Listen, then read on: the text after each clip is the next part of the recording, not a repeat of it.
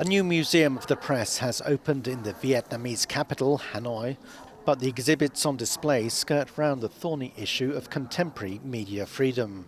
Visitors can see original examples of 19th century Vietnamese newspapers, but nowhere is it mentioned that today's papers and television stations are state-controlled.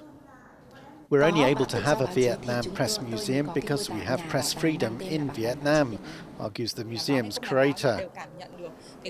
When the visitor comes here, whether they are a journalist or not, they can feel the intimate atmosphere, because there are things that we may have heard of, but we have to reflect that the press is not simply just the words we see, but also the efforts of journalists.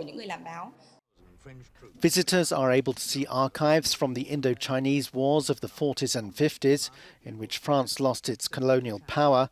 And the French soon found themselves under an unrelenting siege.